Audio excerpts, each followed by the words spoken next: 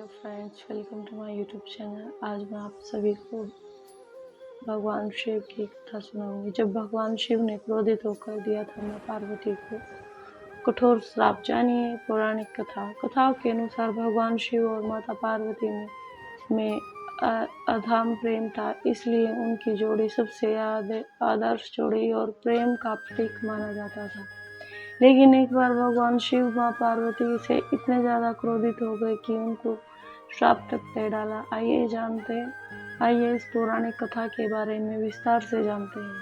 हिंदू धर्म में भगवान शिव और माता पार्वती सबसे ज्यादा पूजे जाने वाले देवी देवताओं में से आते हैं। माना जाता है माता पार्वती ने अनेक कष्ट सहते हुए जन्मों तक कठोर तपस्या करके भगवान शिव को पति के रूप में पाया था। मान्यता के अनुसार अखंड सुहाग और पति की लंबी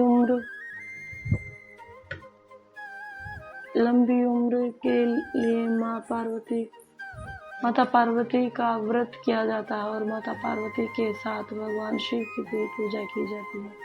भगवान शिव और माता पार्वती की जोड़ी अगाध प्रेम का प्रतीक और आदर्श की जोड़ी मानी जाती है। लेकिन एक बार भगवान शिव माता पार्वती से इतने नाराज हो गए कि उन्होंने माता पार्वती को श्राप तक दे डाला। आइए जानते हैं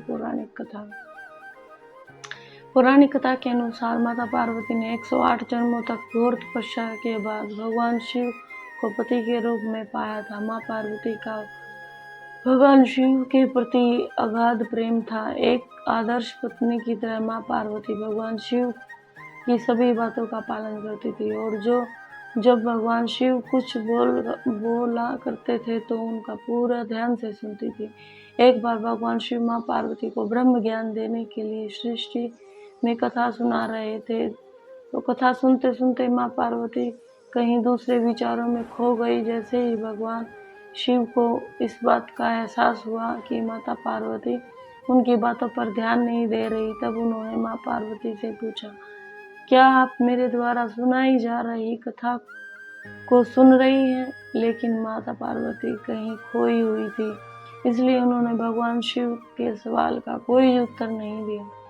कुछ समय बाद जब माँ पार्वती को अपने विचारों से ध्यान भंग हुआ और वे अपनी दुनिया में से वापस लौटी, तब भगवान शिव ने क्रोधित होते हुए माता पार्वती से कहा कि आपने ब्रह्म ज्ञान का आदर नहीं किया है। जब किसी से शिक्षा या ज्ञान दिया जाता है तब ध्यान भंग नहीं होना चाहिए, और अगर ऐसा होता है तो यह दंडनीय अपराध है।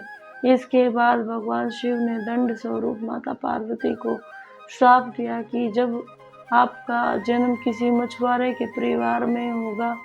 माँ पार्वती को अपनी गलती का एहसास हुआ तब काफी देर हो चुकी थी और भगवान शिव के श्राप दे चुके थे। अब दुख में डूबी हुई माँ पार्वती मछुआरों के एक गांव में पहुंची। इस गांव के मुखिया के कोई संतान नहीं थी। एक दिन वो मछली पकड़ने के लिए तालाब जा रहा था, तब उसको रास्ते में एक पेड़ के नीचे एक कन्या बैठी हुई मिली, जो कि वास्तव में कन्या के रूप में माँ पार्वती थी।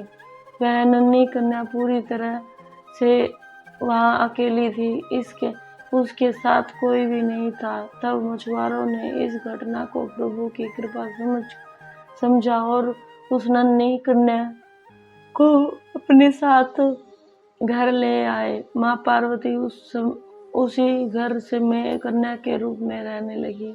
इस तरह माँ पार्वती को अपना एक जन्म भगवान शिव के श्राप के कारण मछुआरों के घर में काटना पड़ा।